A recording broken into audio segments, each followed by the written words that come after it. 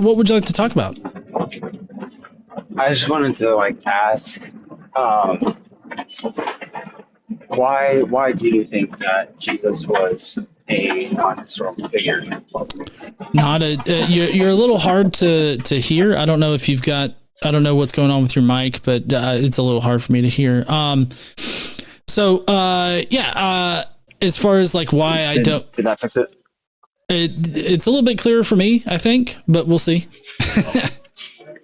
Okay. Essentially Jesus fits a certain reference class that lends him to more than likely than not chance that he existed. So the reference class being a mystery cult savior figure who matches the Rank-Raglan classical hero type. He ranks really high on it, in the 20s or right around the 20s on that list of 22. More than likely, people that rank that high are just non-historical figures. But that's even before we start looking at the actual evidence of it, when we actually classify the person that Jesus is purported to be and who he appears earliest as. That seems to be the case there. Now, once we get into the evidence of it, we don't find any evidence that actually sways us from that position. So he remains more likely, the likelihood of him being a historical figure is pretty low. I think the most conservative I can probably get to is a quarter chance. There's still a 75% chance that he never existed. So there's still a 25% chance that he could. We would just need evidence in order to sway us to the other direction. Right. For me, it's how can you disprove the resurrection though, or the crucifixion? Okay, so you're a Christian, huh? Yes. Okay. Yeah, I would say that if you're a Christian and you're believing in the magical concept of resurrection, then discussing the historicity is probably a little bit too deep. But we can discuss the resurrection and why I don't believe that. Would that be better for you? I mean, it's hard because, it's going off the presupposition that there is no God, and no, we can't prove there's a God, but there's evidence. We can't prove anything in life, but there's evidence. No, I mean, God can exist and Jesus not resurrect from the dead. That's an entirely possible thing. Right. So then if there is a God, would you not want to know who that God is? If it's the God of the Bible, no. I think that he's a bloodthirsty, genocidal, sexual slavery, creating horrible figure. So no. Well, if you're talking about Sodom and Gomorrah, nope, he gave them 400 years to repent. It was either 400 years, maybe 200. I don't remember right offhand. But do you think LGBTQ people need to repent now? I think that it's not what God intended. I don't know. God kind of seems like he might swing both ways. But the Sodom and Gomorrah thing wasn't about LGBTQ people. Right. Okay. So we're in agreement that Sodom and Gomorrah was more about being a dickhead than it is about anything else. Well, you do realize that Sodom and Gomorrah weren't just practicing homosexuality. They were also practicing child sacrifice, right? Oh, so were the Israelites. The Israelites did that. Right, and God judged them with the Canaanites and then the Amalekites. No. God didn't judge. God directly commanded them to sacrifice their children. No, he didn't. Oh, you want me to bring it up? Yeah, with the context. Because we can go about this all day, just taking stuff out of context, but that doesn't. We can go about. No, he wants the context. He wants me to bring it up in context. Because if you're analyzing Shakespeare, you don't want to take one line out of it and say, oh, this is his whole entire worldview, and not say anything or not read anything more, right? Yeah, let's see. Exodus 22:29. You shall not delay to make offerings from the fullness of your harvest and from the outflow of your presses. The firstborn of your son shall give to me. You want me to expand that to the verses around it? Like we could go 28 to 30. Is that that's Moses' time, right? It's Old Testament. You shall not revile God, a curse, or curse your leader of your people. You shall not delay to make offerings from the fullness of your harvest and from the outflow of your presses. The firstborn of your son you shall give to me. You shall do the same with the oxen, with your sheep. 7 days it shall remain with its mother. In the 8th day you shall give it to me. What do you think it means to give it to God? Where is God? I'm not too sure, honestly, because You don't know where God is? I know where God is. I just don't think it's saying sacrifice them. How else? Hold on. How else are humans supposed to go to God if God? Wait, are you denying that God is in heaven? No, I'm not. Okay, so God's in heaven, the divine realm. Where do you go when you unalive?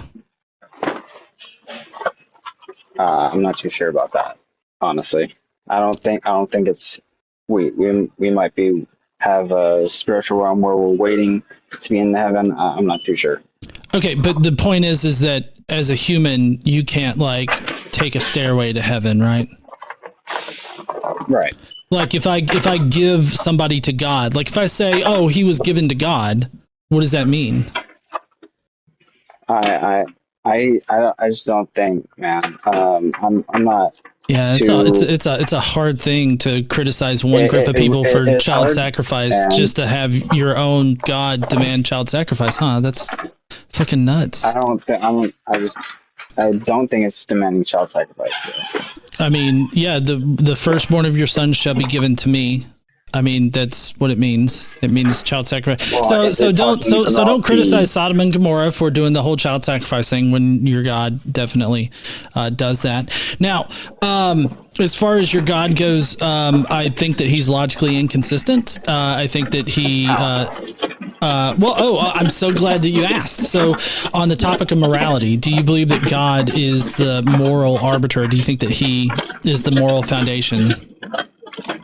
I think that he has established a framework, but okay, in a way where it. I'm sorry. Are you inside of a dryer? Jews. No, I'm at work. Oh, okay. Sorry, there's a lot of background noise and everything like that. Yeah, sorry about that. Okay. So, do you believe that God is omnibenevolent? What does that mean? It means that he's all good. Like, all good all the time. Yeah. Okay. So, like, God cannot do evil. Anything that God commands is good by nature. I think that because he is good, he knows ultimately what's best. Okay. No, that's perfect. Do you believe that Jesus is God?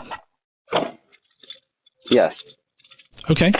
So, I just want to point out here in Matthew 5:17 that Jesus lays out that you are to follow all the laws of Moses, like the moral laws of Moses back in the Old Testament, right? And due to that, I feel like God's character, there's no way that God can be omnibenevolent, omnipotent, which means all powerful, and omniscient, meaning that he knows everything.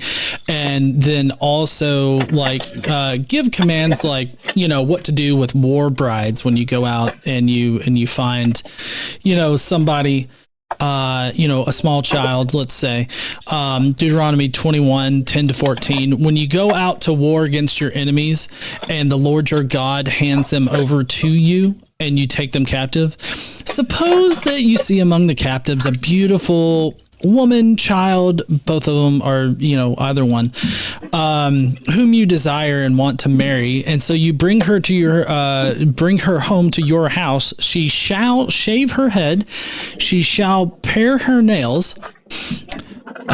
She's going to discard her captive's garb and remain in your house a full month, mourning her father and mother. After that, you may go into her and be her husband, and she shall be your wife. But if you are not satisfied with her, like if she's not like a good lay or something, you shall let her go free, certainly not to sell her for money. You shall not treat her as a slave, since you have dishonored her.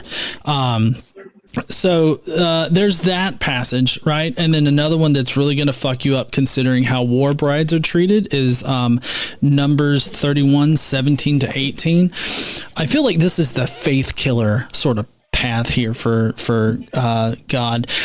Numbers 31 says, this is where God is commanding Moses to have the Israelites do this. He says, now therefore kill, unalive every male among the little ones, and unalive every woman who has known a man by sleeping with him. But all the young girls, all the little girls, like 12 to 13-year-old girls and up, who have not known a man by sleeping with him. Actually, it would be 12 to 13-year-old girls and down. Sorry, not up and down. All the ones that were like older got killed. I have not known a man by sleeping with him. Keep alive for yourselves. Now, we do know that these small children were divvied up amongst the warring men and the other parts of the Israelite population. And following the war brides, which that's what they would have been, God essentially commanded the sexual slavery of young girls in this instance. And so they had to shave their head, which is degrading and dehumanizes them a little bit, definitely puts them in the position of being property in that way. They're given a month to mourn the slaughter of their family that was done right in front of them, and then they're graped, and they will continue to be graped as long as they're a good enough grape for the man, and at which point, when he's done with them, he just lets them go. It's not. It's saying before that to marry them, so they're not. No. So if we can go back, I'm sorry. This is a common thing amongst Christians, is to try to say, oh, but it says marry there, and I just want to point out that the marriage part is coupled with a very specific phrase. So it says, after that you may go into her and be her husband. So first you penetrate, and that's what makes you married. I would say that it means like come together with her, with your member. No, I think you're. It's what do you think? No. I'm sorry. I'm being pretty explicit here. After that, you may go into her. What does that mean? If you go into a woman, what does that mean? Again, I don't think you're using the right context. I'm not using the right. I'm reading the words off the page. What kind of context makes this okay? Out of context, you're using one singular verse. No. I'm not using one singular verse. I'm using five verses. 5 verses out of the whole book. This is an entire command. This is an entire rule about war brides. Like this. What kind of context makes this okay? Well, in that time, they would have been graped and done awful things. So right. And this is God trying to. Sorry. Moses who is trying to.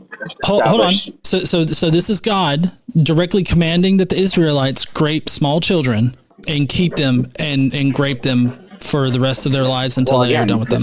This is out of context, so I don't know if it's Moses or God. No. How is this out of context? I gave you the entire war bride rule. This entire thing is the entire war bride rule. It's not out of context. God literally said this. Again, it's out of context because it's not the start of what it's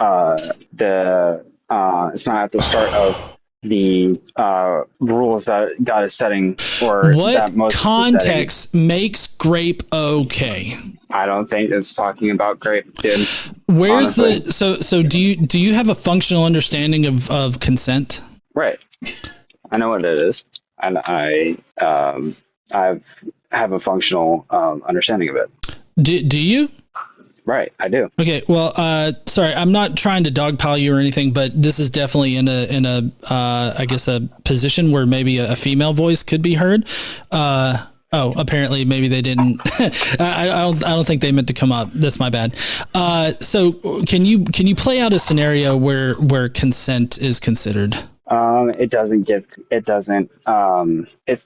expand upon it, so I cannot say. No. What I'm asking you is, can you relate to me? Can you demonstrate to me that that consent matters in this situation? I think it's establishing a rule like in the Jewish culture, which is very different from ours. And I just want to say that it's really, really abhorrent that you're trying to defend this, because this is obviously war crimes. Like they're literally raping these children. And the fact that the people use this Bible to defend pedophilia, you understand that, right? That's why that's wrong. Christianity that's wrong. God tells us that human beings are innately valuable because we are created in His image.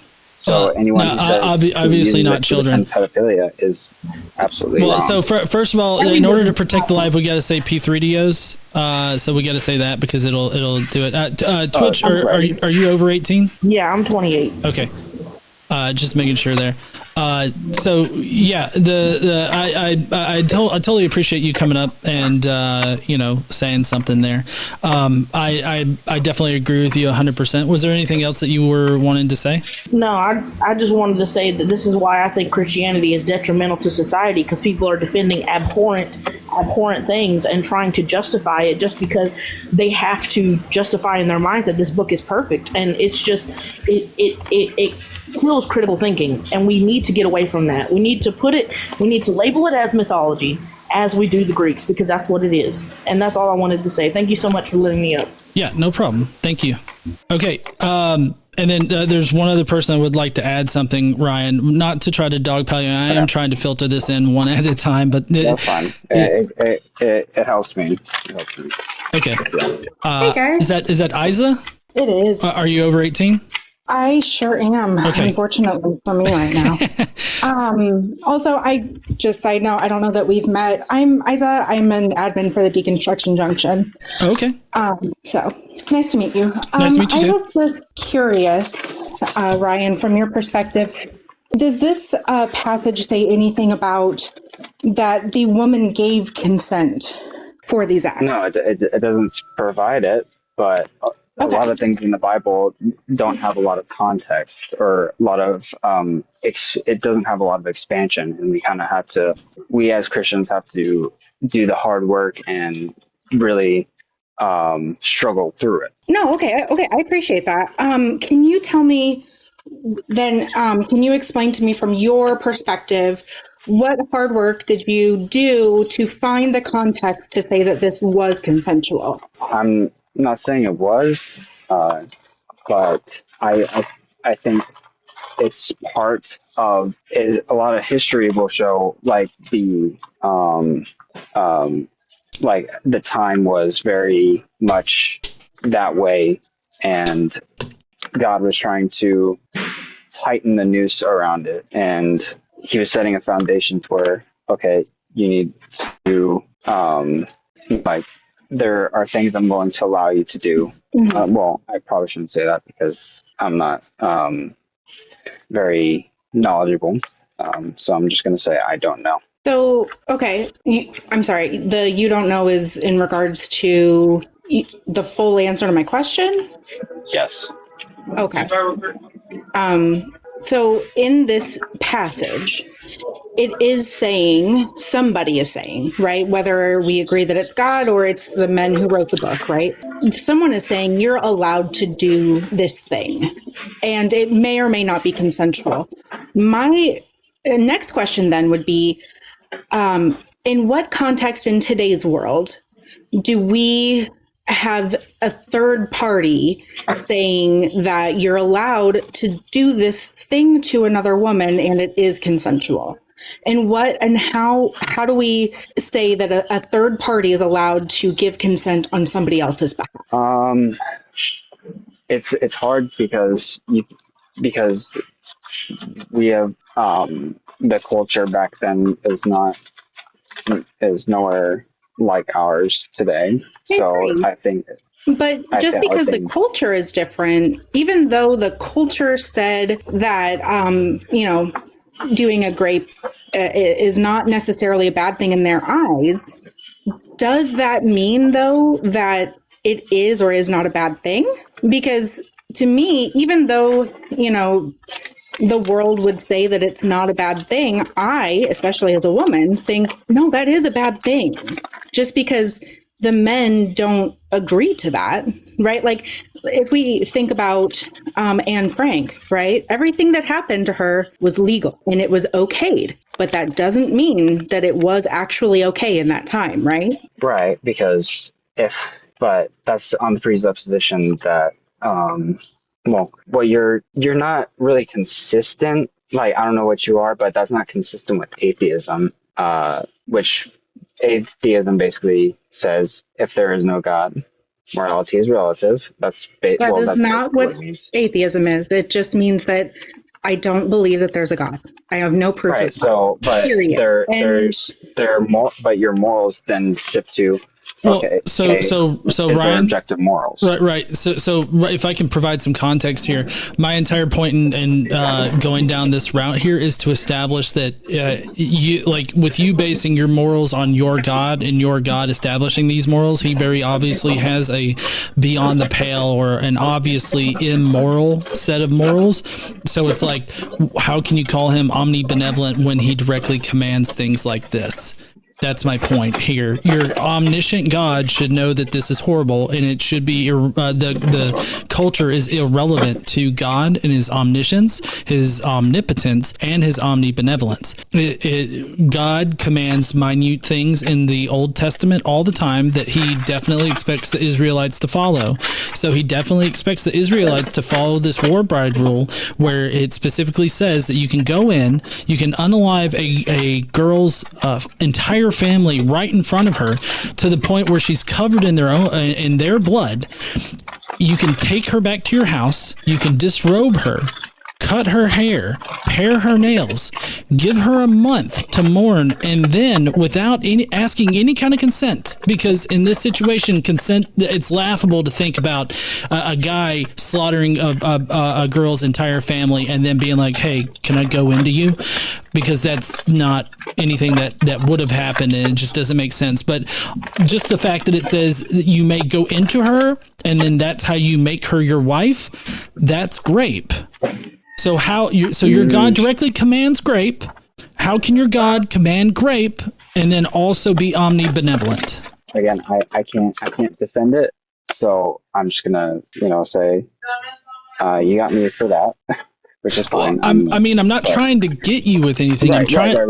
But I just can't answer it because I'm not well informed in that verse. Can I do a slight demonstration for you, Ryan?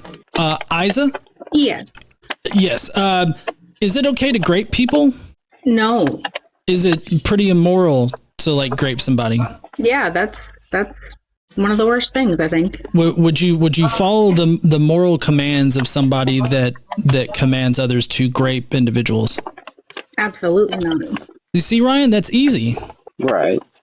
Okay, so why does it seem to be hard for you why is this not a red line for you on this? Why have you not drawn the line in the sand at graping women?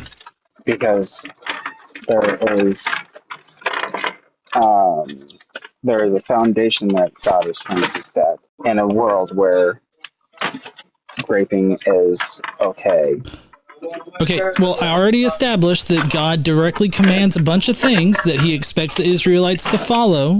Minute things like keeping guardrails on your houses, how to cut your hair, how to dress when you go into his bathroom, all of that. It's establishing moral law, and it's for the Jews to basically be so that the Jews can basically be safe from other religions. Not safe, but like they won't let me give you an example. Not eating pig or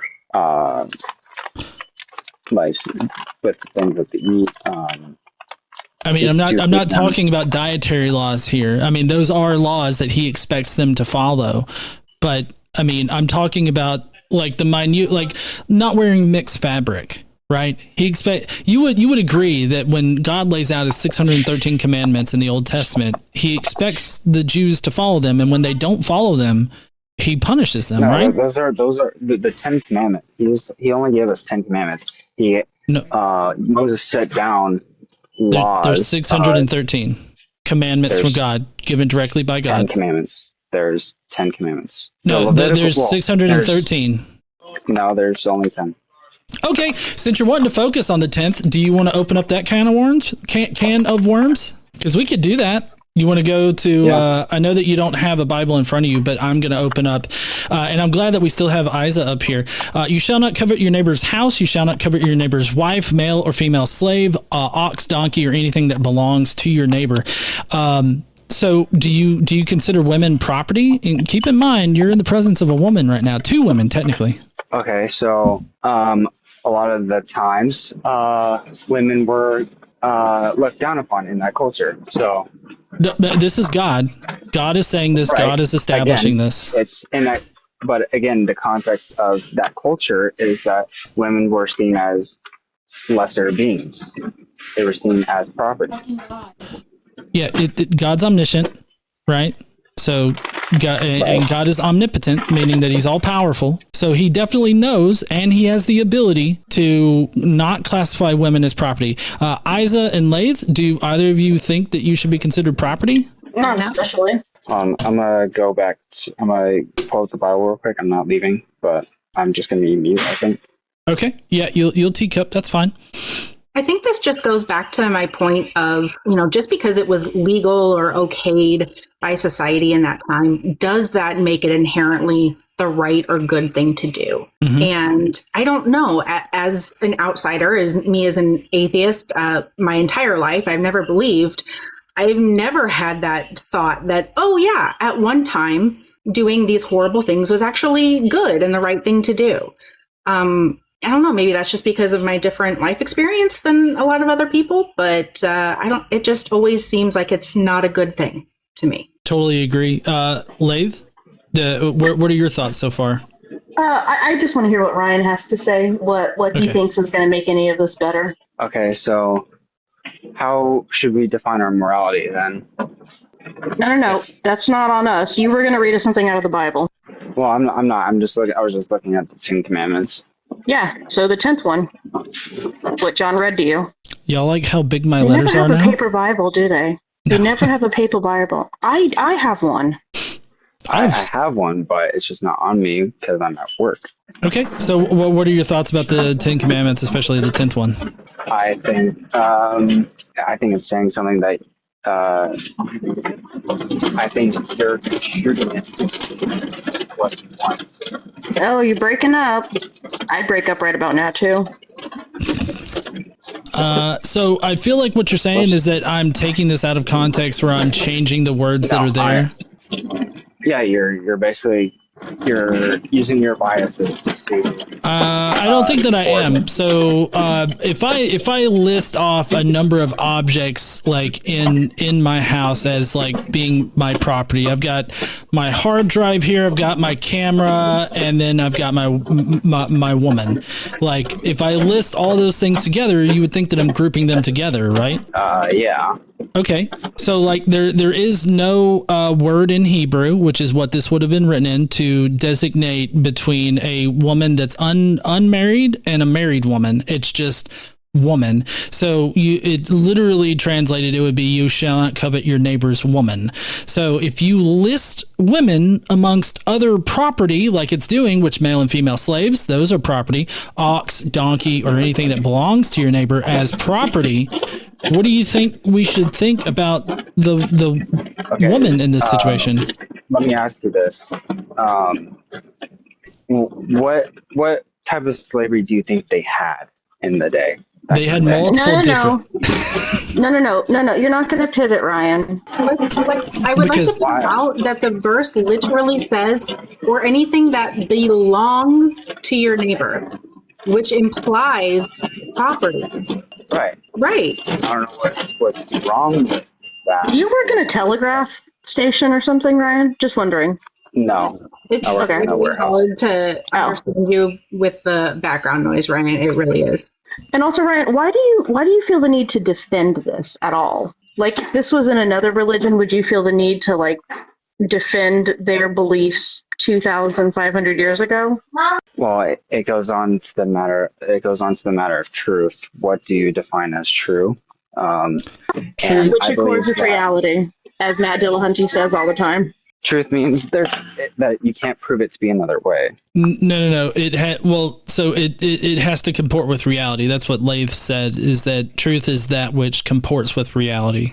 Okay, then what's reality? Oh my God, are we going to go down No, this? you're not gonna pivot away, Ryan. Why is it okay to call women and other people slaves property? And why is it okay to grape them to make them your spouse even 2,000 years ago? Because the culture was different, and God was. Is God the same yesterday, today, and tomorrow? Sure. Okay, so 2,000 years ago, God knew the same stuff. Okay. Yeah, wouldn't. Okay, so Yeah. so I don't know what we're having this conversation about. He was again establishing a law in the time of the Jews, in a way that the Jews could understand. Right. I get that's your apologetic here, but our point is that when God gave this law, he knew that it was abhorrent, correct? Again, I don't think you understand what it means. Sure, I'm the fucked up one here. I'm not saying you're fucked up. What it means? What means? What it's just talking about. What's it talking about? Sorry, John. No, you're good. It's again establishing a moral law in a time where slavery was a common thing. Grape was among the many things that would happen. So Ryan, did God have the power to prevent grape? Yeah, he could, but okay. If he doesn't, it's not. Hold on. Here's a quick check. Let's see, Laith. Yo. If you were all powerful and you could prevent all grape from happening, would you do it? Yeah, I would, definitely. Okay, yeah, see, that's easy answer right there. So now, Ryan, why wouldn't God want to stop all grape from happening with the simple command here? Again, I think he's setting down a moral foundation. I think he's tightening that includes the grape. Why do you want a moral foundation that includes grape? He's again tightening the noose around it. He's what? Ryan, I have a question. Okay, let's pretend I am the grand empress of a country, okay? And I make all the laws. And one of the laws says you absolutely cannot do any kind of child marriage unless they're over 10 and you get the parents' permission. Okay? Those are my laws. Does that mean I am for or against child marriage? You're for it. Okay. So by the same logic, if God allows these things, if God gives rules for slavery, then God is okay with the slavery so long as they follow the rules, correct? Again, I think it's establishing. That was a yes, no, or I don't know. Okay, well, repeat the question because I cut you off. So. Okay, so if I have a law in my country that says you can't do child marriage unless they're over 10 and the parents agree, then does that mean I'm okay with child marriage? Yes. Okay, so if God has laws about the way you can do slavery, is God okay with slavery? Well, with what God is saying about slavery, he's saying don't accept them back as a slave, but as brother in Christ. That's in the Levitical law. No. So that's you're talking about Paul there, and he's only talking about Onesimus. or Onesius or something. Right. Talking to Onesimus about No, we're not. We're not going there. We're going back in the Old Testament, way back. Okay, and God says, the female slave shall not go out as the male slave does. Okay, so that's a law having to do with slavery, correct? Okay, so that means God is okay with slavery if you follow that law, correct? What's the law? That the female slave shall not go out as the male slave goes out. I think it's protecting the female slave. Okay, I'm going to ask it again. If I give a law that says how you are to do slavery correctly, then that means I'm okay with slavery so long as you follow the laws, correct? No, I think later on with Paul. Okay, hold on. We're not going to Paul yet. So back in the day, back in Deuteronomy or Exodus, whenever Moses comes down and gives these laws, you're saying God is not okay with slavery, even though he gives rules on how to do slavery. Is that what you're saying? Yes, he's managing and trying to tighten the noose. Okay, so he's okay with it. He's not okay with it, but he's setting a system up to abolish it, just like how our founding fathers. Same thing. Ryan, you know what you're doing because you don't want to say it because you know it's shit. You know it's a shitty thing to be okay with slavery, and you don't want to say it. I'm curious. I don't think God is okay with slavery. That's why I think you're just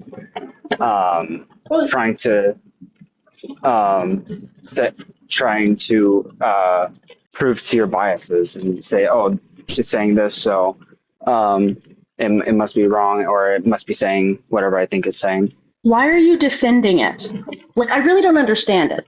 Like, why are you defending God having rules about slavery? Like, why is that okay? He's not giving it for current generation. He's giving it in a world where, in a society where it is okay. So, okay, Ryan, here's the problem that I have. We've already discussed how God is omnipotent, right? Meaning that he's all powerful. And he definitely exhibits that all powerfulness in several ways throughout the Old Testament and the New Testament. He definitely expects his chosen people to follow his rules. So he could create a rule that says don't own people as property, women are not your property, but yet he seems to create rules and make commands of his chosen people that force women into sexual slavery as well as chattel slavery, like I've got up right now in Leviticus 25, 44 through 46. These are things that your God does, but you seem to be specially pleading for your God in this situation because you don't want to say that God is wrong and immoral, because that would invalidate your God. It would prove that your God is logically contradictory, meaning like it violates the law of non-contradiction, and thus simply does not exist and cannot exist, by the way. Again, I don't think it was contradiction. Himself, because he seems to me like he's grape immoral. Yeah, I would say now it is. Now it is. So now it was. It is? Ryan, come on, man. Come on, dude. Ryan, what does morality, now it is? What does morality mean? Well, in what world do you mean? What you're saying, it sounds like what you're saying is morality is whatever society at that time deems okay. Yes. If there is no God, then that is what society. That's the only way. I'm asking for your definition. As a Christian, what is your definition of morality? I think that there are a few moral absolutes.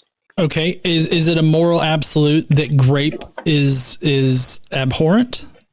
I cannot say. That's fucked up. I do not. Right there. That's Ryan. real fucked up. In the presence Ryan, of how 3 old are women. you? 21. Okay. Do you think that if you told sorry, I'm assuming you're straight. If you told a woman that you went out to dinner with, and you said, "Hey, by the way, back in the day, grape was okay, and I don't have any moral absolutes," what do you think she would say?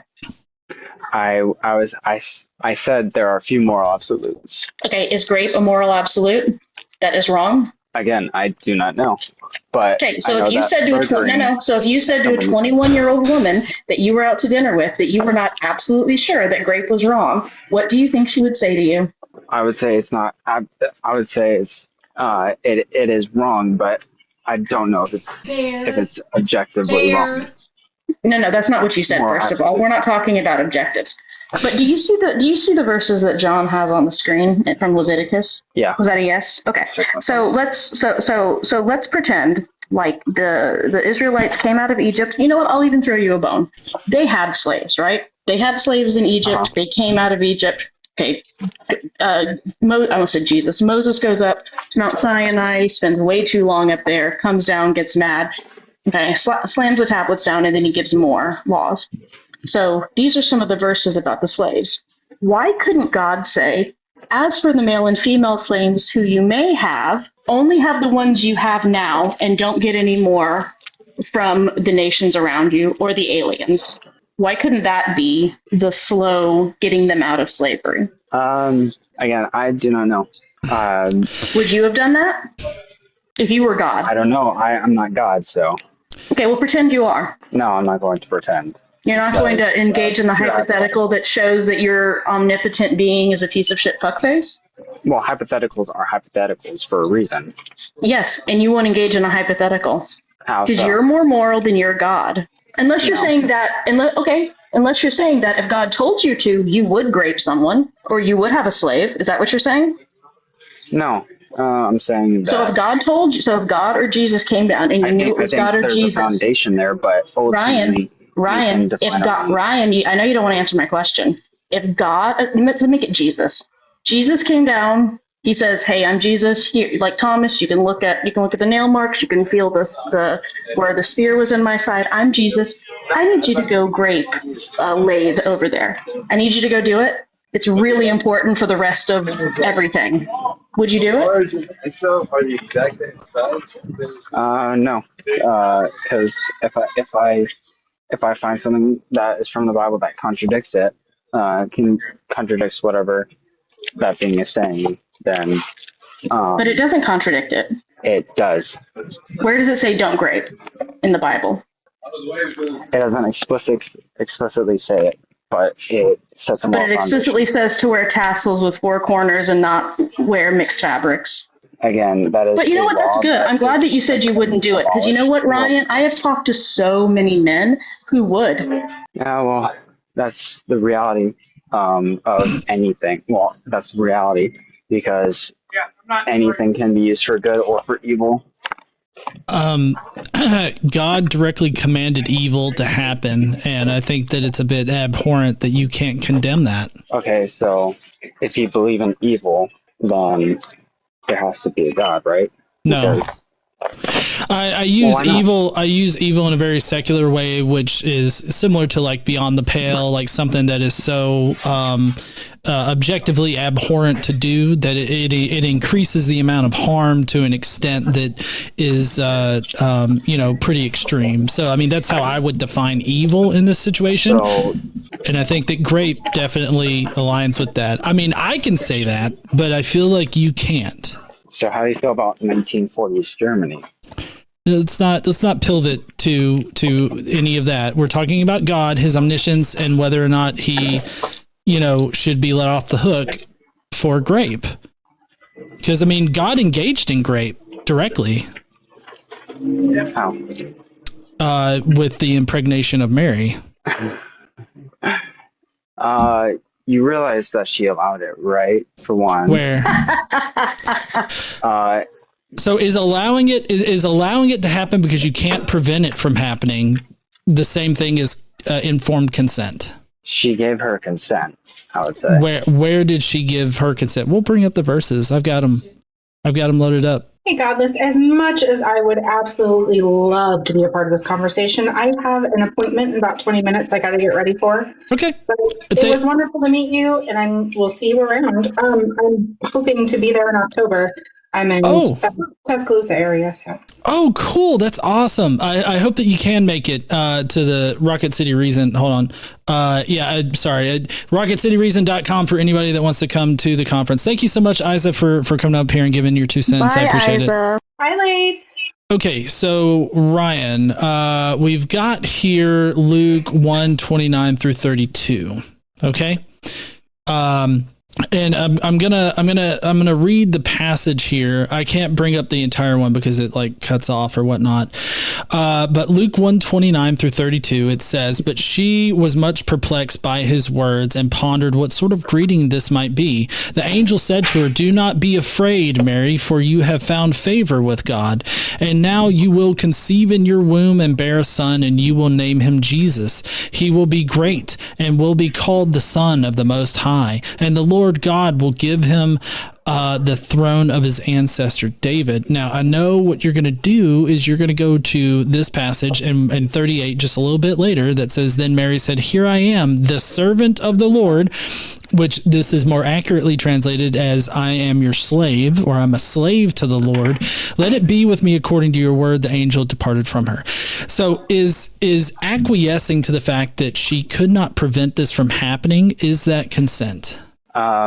Where is your evidence that it says slave? Like, did you yourself analyze the original Greek manuscripts, or did you not?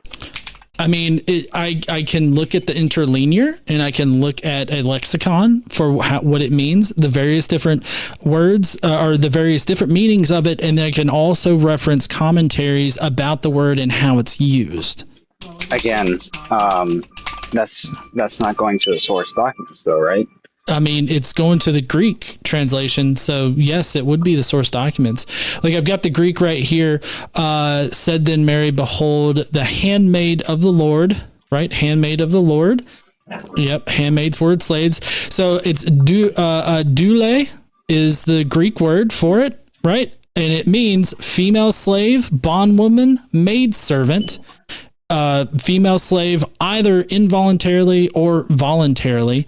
Do you consider people to be people that believe in God? Are they? I guess they would be voluntarily a slave to you.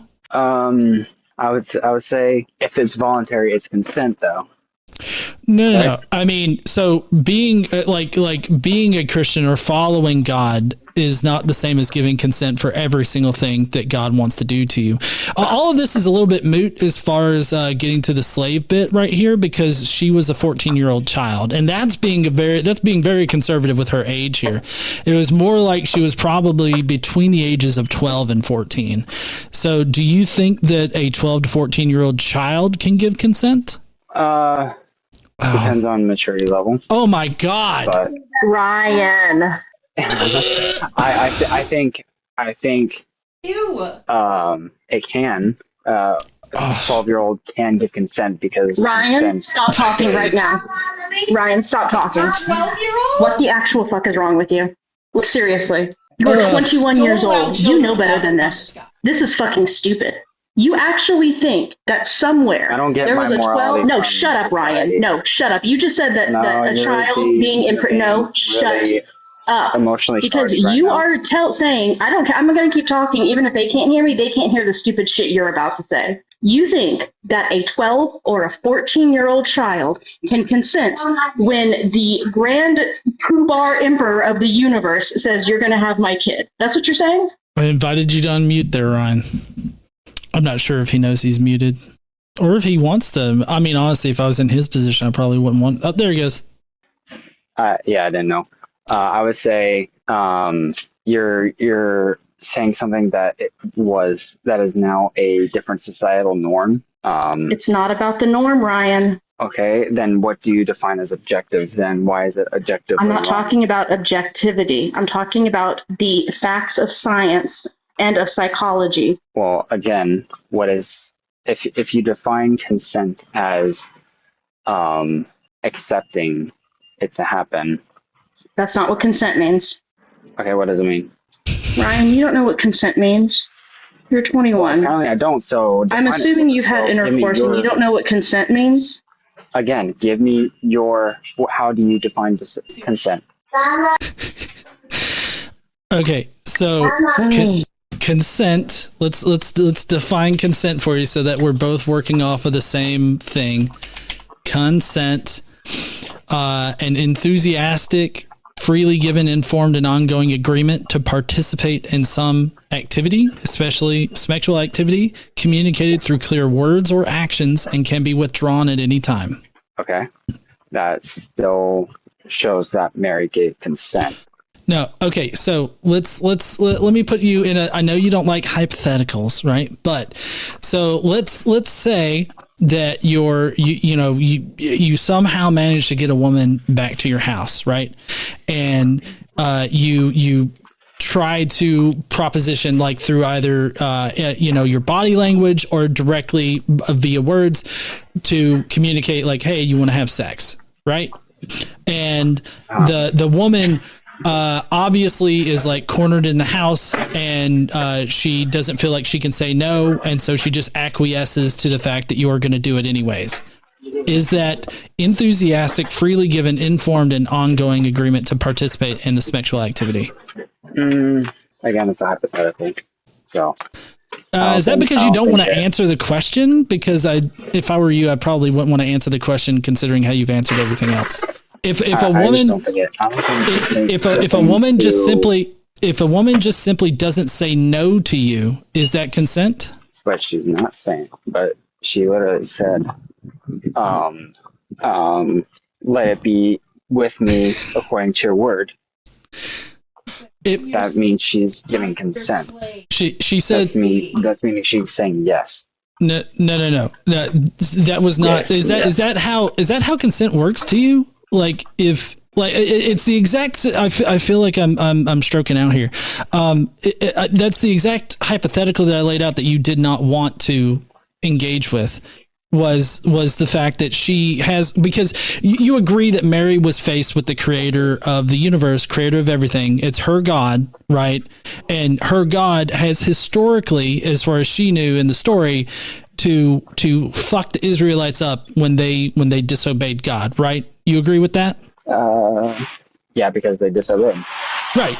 So she disobeys God in this, right? Because he did not ask her. He didn't say, "Hey, can you do me a solid?" He did not ask her. He just said, "You will do this thing." Well, you can recognize that, right? He said, "You will do this." Yeah. Okay. So if she says no and says, "No, I'm not going to do it," she faces the consequences of God's wrath, correct? I don't know. God. No, she does. The correct answer is yes, Ryan. She obviously chose to, so we'll never know. No. She did not choose. Is this, considering that the penalty is God's wrath upon her family, and her entire people group, right? Is this quote unquote consent? It is her acquiescing to it enthusiastic? Is it freely given? Is it informed? And is it like an ongoing thing? I think it was freely given. If I hold a pew up to your head, right, and I say, "Ryan, I'm either gonna violate somebody in your life, or I'm gonna shoot you in the pew you in the head." The God is not threatening her though. He's saying, God's not threatening her? You understand that at one point in the Israelite history, as far as the Old Testament goes, he literally opened up a sarlacc pit and swallowed up a bunch of lippy Jews. And you think that it's freely given? I think that she freely chose to accept it. I can't. Ryan, are you in college, or have you been in college? A little bit, yes. Okay. Have you ever been to a college party? Nope. Okay. Have you ever been to a restaurant? Yes. Okay. Have you ever been to a restaurant where it appears as though there's a woman, usually a woman, who is uncomfortable in a group situation?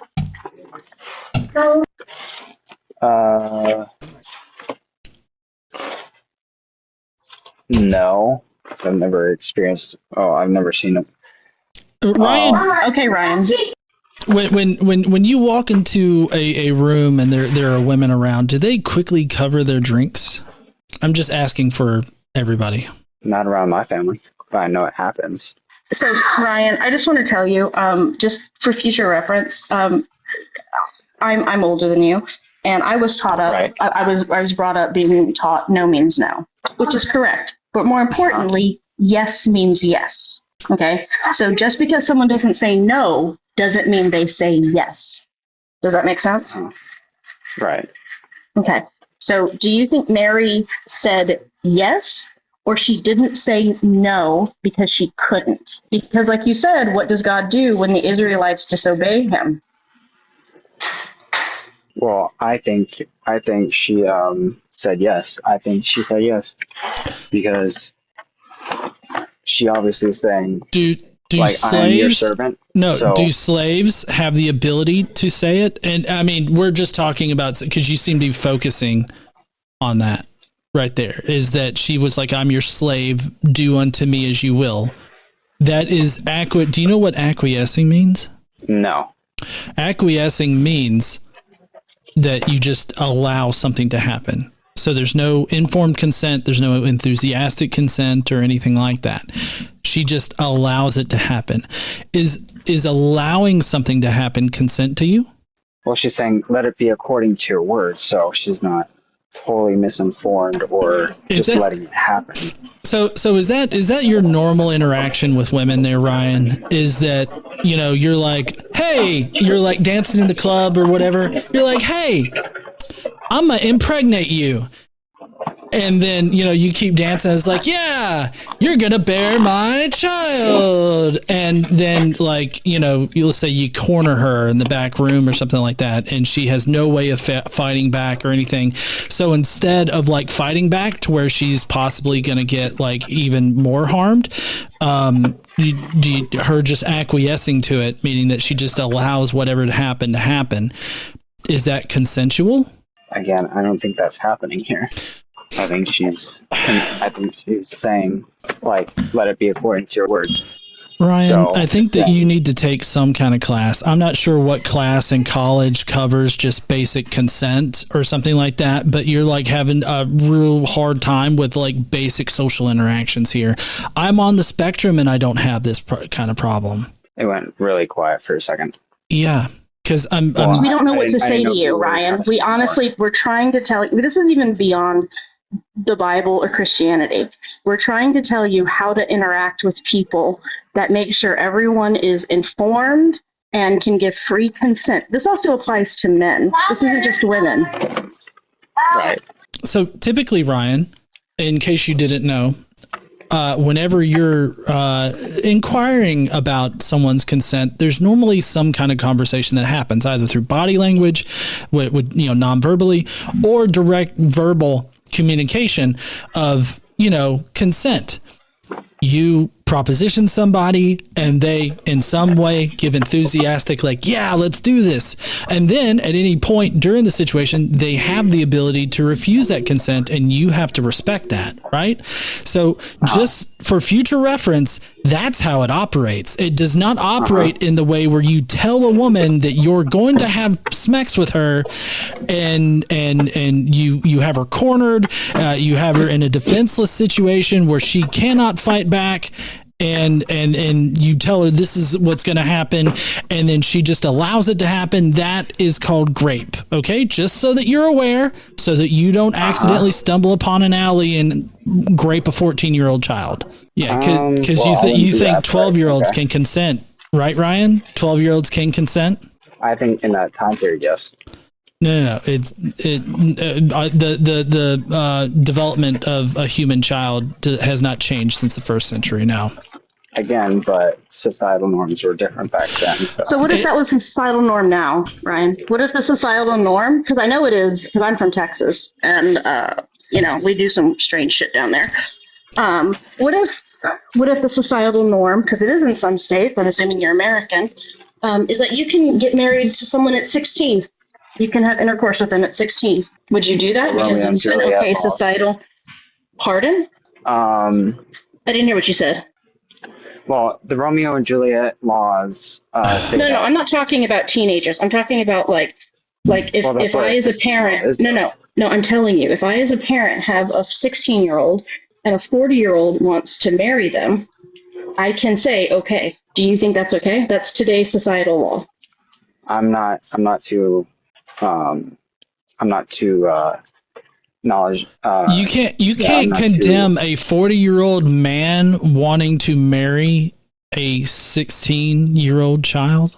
Not really. Oh fuck. Again, Okay. I don't know. Yeah, because again, it's like, Yeah, I have a friend who was conceived by a 16-year-old and a 21-year-old, and that's legal. Is that okay? I don't know.